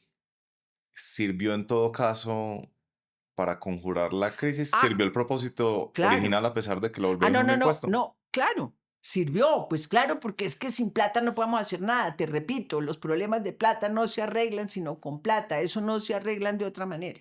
Con cuentos, que era como se venían arreglando, no se arreglan.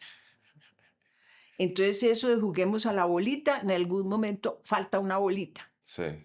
Entonces, claro que sirvió, claro que sirvió. Y sirvió porque en un momento, pues es que ahí ya no me remito a lo que son las cifras actuales. El país afrontó esa emergencia económica y cuando vienen ya las ventas de los bancos oficializados y todo, pues es que eso no le costó ni un peso al PIB, se recuperó toda la plata. Entonces eso es un manejo que es, pues, ejemplar en la historia de las crisis del mundo, pero obviamente que eso al que algo quiere, algo le cuesta. Lo que pasa es que lo volvieron un impuesto y los impuestos se quedan, porque es muy fácil de recaudarlo además. Claro. Quiero hacer una breve pausa para comentarles algo que vi sobre Confama, que es el patrocinador de este episodio y de este podcast. Por cierto, que siempre me he sentido muy contento de que apoyen este proyecto y estoy feliz de que hayan decidido seguir creyendo en Atemporal. Vi en LinkedIn un video de los trabajadores de Confama hablando sobre cómo habían logrado esa organización reducir efectivamente la semana laboral a 5 días, a pesar de que siguen prestando todos sus servicios habituales, incluso en los fines de semana. Y lo hicieron con una asignación muy eficiente de los turnos. Y ver los testimonios de los trabajadores hablando de cómo esta nueva manera de trabajar les había permitido tener la certeza de cómo organizarse, de tener suficiente tiempo disponible para actividades muy valiosas, por ejemplo, visitar a sus familias, leer, hacer ejercicio, me pareció realmente fascinante y me parece que es en eso una de las cosas en las que brilla Confama, es poner sobre la mesa maneras de enfrentar esta nueva era del trabajo, pensar en cómo vamos a anticiparnos a lo que será el futuro y cómo vamos a gestionar esta era de cambio de una manera enriquecedora y productiva. Creo que toda empresa, toda organización que se esté preguntando cómo vamos a hacer de cara a los desafíos de la nueva era puede encontrar en Confama una cantidad de conocimiento valioso acumulado que será muy, muy provechoso de cara a los desafíos que van a estar enfrentando y que enfrentaremos todos de cara al futuro. De manera que, Confama, gracias por poner esos temas sobre la mesa. Gracias por apoyar este proyecto y permitirle a ustedes seguir disfrutando de este episodio. Esto de que las crisis como estas usualmente le cuestan a un país como no sé, el 15 puntos del PIB o algo así, eso lo pagan generaciones y generaciones. Y la manera como se conjuró esta crisis de fin de siglo colombiana es la más costo eficiente. eh, eso es porque acá ustedes fueron más creativos que en los otros países, o porque, ¿qué explica el bajo costo en el manejo de la crisis? A ver, entonces como esa pregunta que haces de la eficiencia sonaría un autoelogio y eso, de eso no se No, elogia trata. al doctor Juan Camilo, porque Entonces, él ya vino acá y en, la en- elogió a usted, entonces... en el autoelogio, no se trata de un autoelogio, se trata de un manejo planificado, bien hecho, planeado, consultado, porque como pues yo creo que al que afrontó la primera crisis no tenía a quién preguntarle. Nosotros sí teníamos bastante background de qué había pasado en otras partes. Ujú, Entonces el manejo de la crisis obviamente golpeó el PIB al comienzo. sí.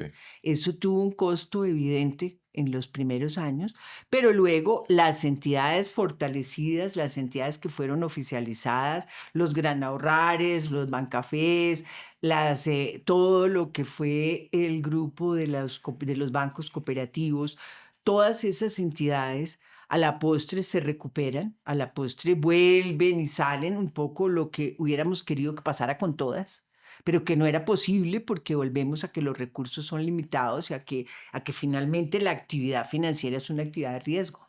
Ujú. Entonces, tampoco es una entidad en que el que puso sus 8 pesitos no le pase nada. Todos los 8 pesitos de los dueños se perdieron. Los dueños lo perdieron. El Estado no le regaló plata a nadie. Entonces, a nadie.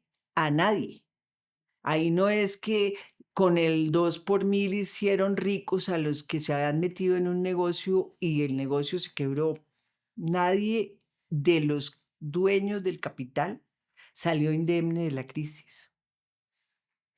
Pero, ¿qué pasó? Se pudieron fortalecer y posteriormente se vendieron esas entidades y se vendieron y se recuperó la inversión que se había hecho en ellas y empezó ya a recuperarse el sector y hoy por hoy creo que es un sector absolutamente sólido, donde además el costo para el país, obviamente al cabo de los años, no es que en el primer momento no nos pasó nada, claro que nos pasó, pero al cabo de los años se recuperó lo que ha sido una inversión en salvar a los ahorradores colombianos.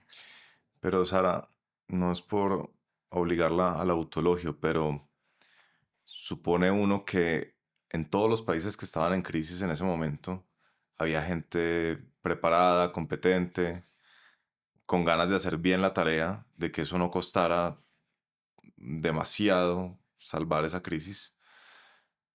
¿Qué es lo que explica que a otros les haya salido más costoso la recuperación de esa crisis? Bueno, pues a lo mejor la suerte, yo siempre he creído en la suerte. Pero es porque no tocaron a los dueños del capital en otros países. Seguramente. Seguramente no, seguramente fueron subsidios, seguramente fueron, no sé, pero digamos que en el caso colombiano fue muy claro que se creó unos fondos para fortalecer patrimonialmente a las entidades débiles. Y esos fondos se crearon en el Fogafín y ahí fue muy importante Jorge Castellanos, que era el gerente del Fogafín, Ujú. que venía de manejar recursos públicos en entidades del exterior. Jorge y tuvo una actuación realmente destacada en el manejo de la crisis. Y en el Fogafín se fortalece el Fogafín Sí. y el Fogafín empieza a prestarles a las entidades con qué fortalecer su capital con todo un mecanismo que es un mecanismo que se está usando ahora y que se generalizó, que se crea en ese momento, que es la separación del banco bueno y el banco malo, sacando la cartera mala, en fin, todo un mecanismo que da como para otra charla con Jorge. Sí. Y ese mecanismo permite que se fortalezcan las entidades débiles, Ujú. aparte de las que ya pues nada que hacer porque no hubo posibilidad o porque los dueños no quisieron endeudarse, porque los préstamos se les hace a los dueños. A título personal. Los dueños tienen que aceptar pues, que perdieron la plata y Ujú. que si quieren salvarla tienen que poner más y que se les presta, pero se les presta con una garantía buena. ¿Y cuál es la garantía buena? El banco limpio. O sea, el banco con la contabilidad que debe ser, con las provisiones que deben ser, sin poner las garantías, pues, Sí, no las digamos chimbas, pero discutibles, sí. sin tener ese tipo de cosas. Entonces, el banco bueno puede servir de garantía, pero el dueño tiene que poner la relación de capital al 9% o al 8%, a lo que sea la relación de capital, lo cual es con recursos propios. Es decir, tiene que Entonces, meter su propia plata pues obvio, en el banco. es obvio. Ujú. Entonces, eso permitió que a la postre la crisis del sector financiero no le costara Sí. no le costara al país. Un amigo banquero mío que fue banquero en esa época recuerda mucho ese mecanismo de Fogafín, que era una suerte como de algún título valor como o un pagaré del Fogafín, y que eso era lo que A le ver, pero parecía una eso era maravilla. para prestar. Ya. Entonces, el Fogafín emitió unos bonos. Ah, Entonces, el Fogafín como entidad pública emitió unos bonos y esos bonos eran lo que se le prestaban ya. a los banqueros para capitalizar. Esos bonos se podían descontar en el Banco de la República. Ajá. Y con ese mecanismo se podían capitalizar, pero siempre y cuando, obviamente, eso tuviera una garantía, que no fueran canciones, sino que fuera Claro. una garantía real, fuera plata, que el dueño que la había perdido la pusiera. Hábleme de mi tema preferido, las tensiones entre el poder. Eh, ¿qué explica que en el manejo de esta crisis no haya logrado gente poderosa del sector financiero hacer que a su oficina entrara una llamada de Andrés Pastrana que le dijera: oiga, con ese no se meta, oiga, con ese otro no se meta? ¿Por qué? ¿Por qué da esa impresión que tenía como poco que perder Pastrana? Al final de cuentas es un No, poco yo lo que uno creo piensa. lo que yo te acabo de decir. El Pastrana fue una persona muy respetuosa de los funcionarios a los que nombró.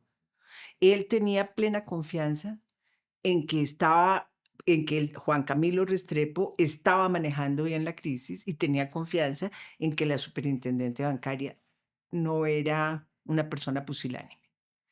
Jamás, nunca recibí una llamada del presidente Pastrana ni de nadie pidiéndome que hiciera excepciones con nadie. La crisis se manejó con unas normas que eran conocidas, que eran aplicables para todo el mundo, que unos las acogieron y otros no.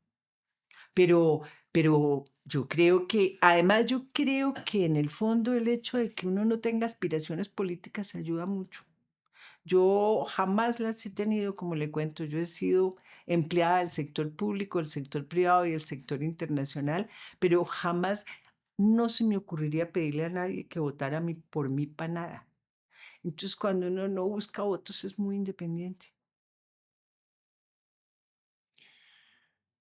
Pero se podría uno imaginar, Sara, el caso en el que a un presidente diferente a Pastrana le hubiera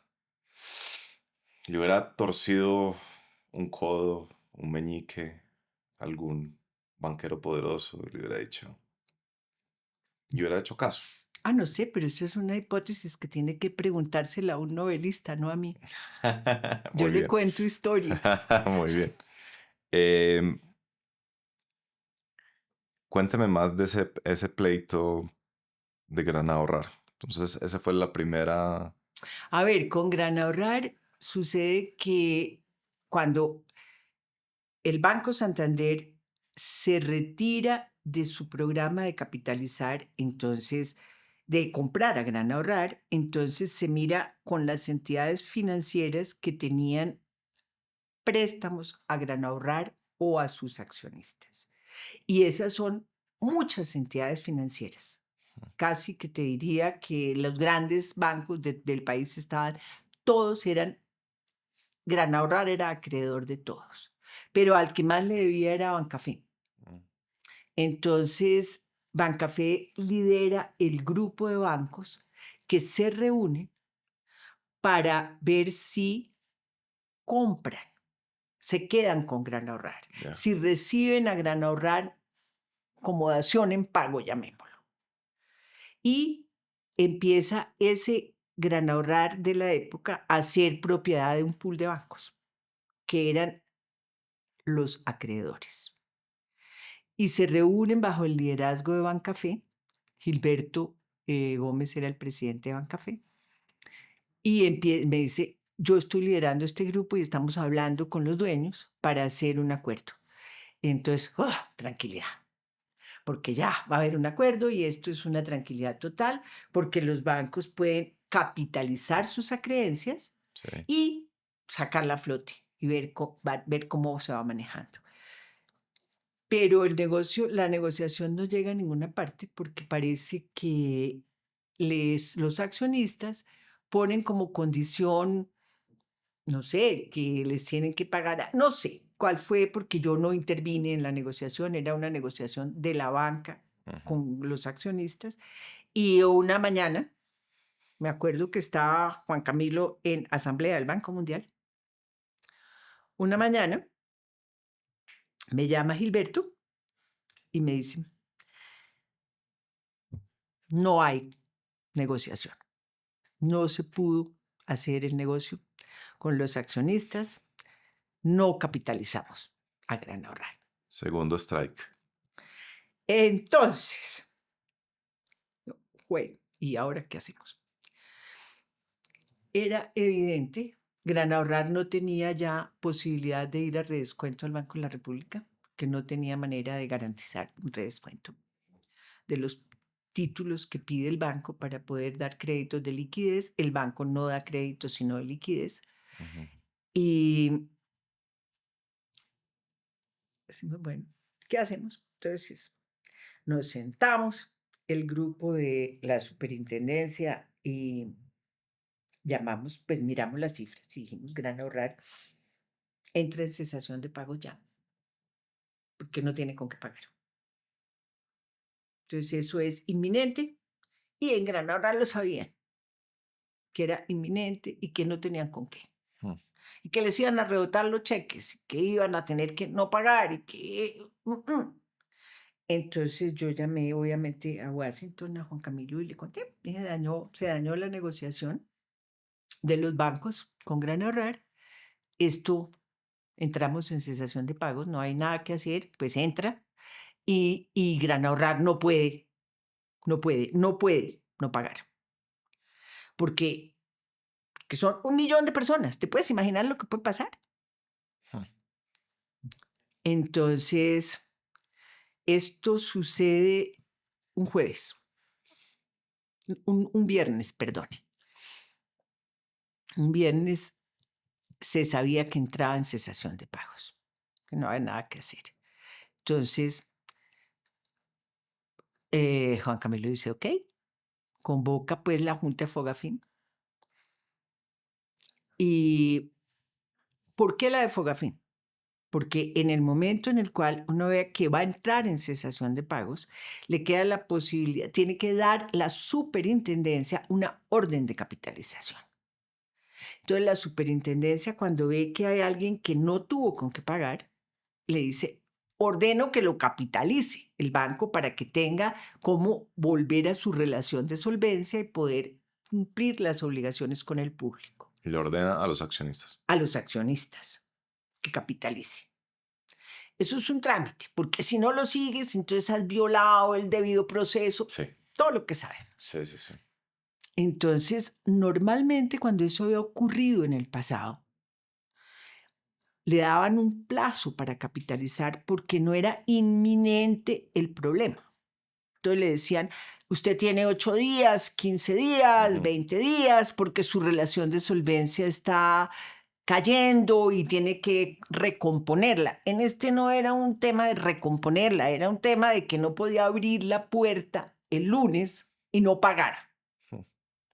Porque si abría la puerta el lunes, o si no la abría era peor. Porque se imagina un banco que sin ser día de fiesta amanece cerrado y todos los demás están abiertos. Entonces, esta no era a ver, démosle, necesitábamos que Gran Ahorrar abriera el lunes y tuviera con qué pagar los ahorros. Entonces, el viernes, el Banco de la República solamente nos certificó que había entrado en cesación de pagos a las 12:01 de la noche. Porque hasta esa hora podría haber un milagro seguramente y podría aparecer alguien a poner una plata en el Banco de la República, porque era el canje lo que se caía en el Banco de la República. Eran todas las operaciones de canje que se hacen allá y hasta las 12 de la noche puede aparecer, no sé, el santo del dinero, no sé cuál sea, pero alguien a ponerla. El caso es que a las 12 de la noche nos dieron, y era importantísimo porque a las 12 de la noche supimos cuál era la cifra en que se necesitaba ordenar la capitalización, porque era la cifra que faltaba para llegar a la relación de solvencia. Entonces, a esas horas teníamos la resolución lista, pero sin cifras. Ya. Entonces, a esa hora, el cálculo de las cifras, y a las 2 de la mañana salen de la superintendencia a Gran Ahorrar a darle la orden de capitalización a los accionistas, pero vía la presidencia de Gran Ahorrar. Obviamente, Gran Ahorrar estaba todo el mundo, porque todo el mundo sabía lo que iba a pasar. Eso no fue una sorpresa, fue la crónica de una muerte anunciada, porque tú nunca encuentras a las 2 de la mañana un banco donde esté desde el presidente hasta el último empleado sentado esperando que vengan de la súper. A ver, bueno, entonces recibieron la orden y evidentemente pues llamaron a los accionistas y evidentemente le dijeron pues no tenemos la plata y entonces nosotros convocamos una junta de Fogafín para el domingo. Y el domingo se reunió la Junta de Fogafín y obviamente se dio la orden de que Gran Ahorrar no capitalizó. Capitalice usted, señor Fogafín. Fogafín capitalizó y Gran Ahorrar quedó propiedad del Estado colombiano. Y Gran Ahorrar, propiedad del Estado colombiano, abrió sus puertas el lunes y no pasó nada. Pucha. Estos accionistas de Gran Ahorrar, ¿cómo vivieron esa antesala No sé, a la capitalización? no sé, no sé. Yo no conozco a los accionistas de Gran Ahorrar. Ya. Yo no los conocí. Yo daba pues ellos estaban haciendo las negociaciones, a ellos se les dio una orden escrita, ellos no tenían, pues me imagino que decidieron no capitalizar porque no iban a poner los recursos de sus otros negocios, seguramente en un banco donde ya, no sé, no tengo idea. Ellos simplemente en el proceso de la oficialización de ese banco, pues lo que se hace es que como ya no hay capital con que pagar, el valor de cada acción se reduce a 1 centavo. Y eso es lo que le queda a los accionistas. A cada uno le queda 1 centavo por acción.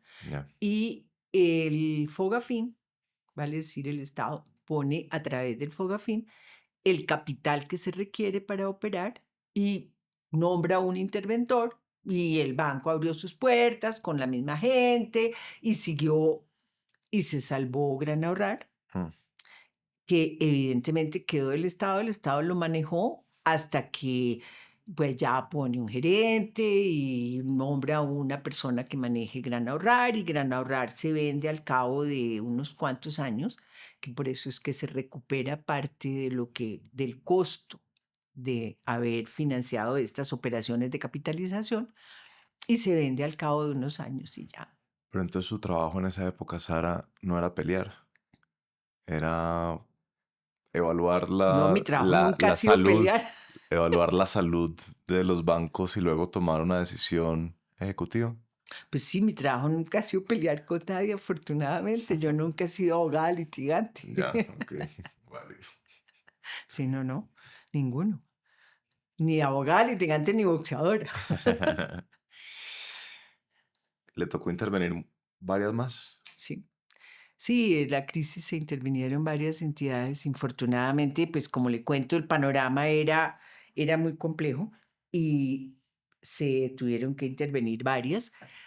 Em, pero bueno, hoy el sector es un sector sano.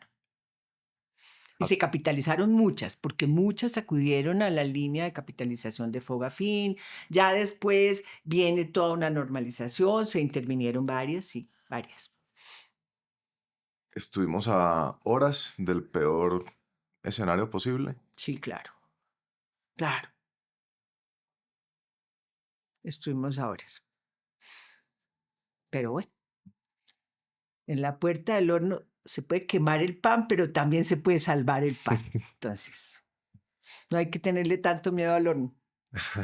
Pero ese fue el día fatídico. Muchos hubo muchos días muy duros, muy duros. Pero sí, yo creo que fue un trabajo muy arduo, muy duro y, para ser absolutamente sincera, muy desagradecido. Pero así es la vida. Cuénteme más de eso. No, ¿para qué? No, de lo de las horas. O sea, ayúdeme a No, porque imaginarme era una cosa terrible, porque es que de repente se iban, de repente decían, no, llegaban varios, eso me pasó en varias oportunidades. Mira, la operación que estábamos haciendo fracasó. Ah, ¿Ok? Entonces arranca a mirar cómo, qué, y a las 11 de la noche salga corriendo a que el ministro firme, porque obviamente las resoluciones de intervención para liquidar o para administrar tienen que tener la firma del ministro de Hacienda. ya. Entonces, ministro, mire, ¿dónde va a estar? Porque allá va a tocar firmar si esto no se arregla, y fueron muchas, fueron muchas. Ya. Pero era eso, era correr la firma del ministro, capitalizar para que el lunes abra el banco. Normal. No, Era no eso. necesariamente, porque es que las entidades que se capitalizan por el Fogafín Ujú. quedan oficializadas. Ya. Pero hay entidades que se les da la orden de capitalización Ujú. o simplemente ni siquiera se les da, porque llegan y te dicen, mire, no tengo con qué, aquí está la tienda más o menos. Ya. Entonces usted la interviene. Ya. Y la interviene, bien sea para administrarla, si usted cree que eso tiene solución, Ujú. o bien sea para liquidarla, si el tema no tiene solución. Ok. Y en el caso de la crisis de final de siglo, se intervinieron para liquidar porque no había solución. El Estado no se puede quedar con todas las entidades Ujú. que en un momento dado presenten una deficiencia del capital que le correspondió a los accionistas. Entonces, ¿qué se oficializó? Las que tenían un tamaño en el cual podía causar un problema de orden público y de desastre dentro del sector, por lo que se llama el contagio, que se Sí. pierde la fe pública en el sistema, Ujú. o aquellas que fue tal vez un único caso, que además era una fundación por la cual el Estado tiene que responder, porque el Estado vigila las fundaciones, y las fundaciones son entidades sin ánimo de lucro. Por supuesto, no tenían capital. Entonces, y eso lo sabía el Estado desde el día que las autorizó, que eran entidades sin capital. ¿Y podían captar dineros? Sí, era una cosa muy sui generis. pero esa existió y eran fundaciones que eran entidades financieras y eso existió. Pero como eso era una responsabilidad doble del Estado. El Estado autorizó eso y el Estado a su turno tenía que proteger a los ahorradores. Entonces, esa se capitalizó por el Fogafín. Ah, ok. Esa. Sí, Y se puso el capital completo. sí. Pero los que habían puesto donaciones las perdieron. Porque esa fundación tenía como soporte patrimonial donaciones.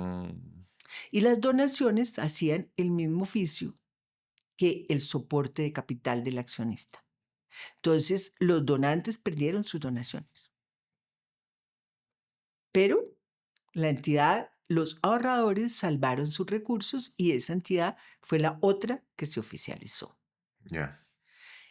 De resto, se prestó para capitalizarlas y se salvaron muchísimas. Las otras se liquidaron, Y de las que se liquidaron sus ahorradores, ¿qué fue de ellos? perdieron su plata. Perdieron sus ahorros. Pues no todas, no toda la plata. ¿Por qué? Porque obviamente no es que los bancos no tuvieran ni un peso. Comprendes que una entidad de esa, lo que pasa es que no tiene el soporte patrimonial de capital para eso. Sí. Pero eso no quiere decir que la entidad no tenga activos con los cuales responder. Claro. Lo que pasa es que en la mayoría de los casos, como te explicaba, los activos no alcanzan para la totalidad de los pasivos, para pagarlos. Entonces, poco a poco, el liquidador, ¿qué oficio hace en una entidad financiera? Empieza a liquidar esos activos que tiene para cubrir los pasivos que tiene para con el público. Y hay un seguro del Fogafín. Entonces, los ahorradores que tienen menos de 50 millones de pesos se les paga inmediatamente con el seguro de Fogafín. Los demás, pues van en fila. Claro. Y en la medida en que se van liquidando los activos, se van pagando los pasivos. Por supuesto que si hay un gap entre uno y otro superior al capital, o sea, si los activos no valen siquiera el 92%, porque el 8 es el capital, como te decía, si no valen siquiera los 92 pesos por cada 100, pues a ti que tenías en esa entidad 100 millones, a lo mejor no te devolvieron sino 80. ¿Y usted pudo mantener el buen sentido del humor durante esa época? Pues es lo único que lo salva a uno. Ya que tiene malos días, por lo menos tener buenas noches. Claro. Y de todos sus trabajos públicos,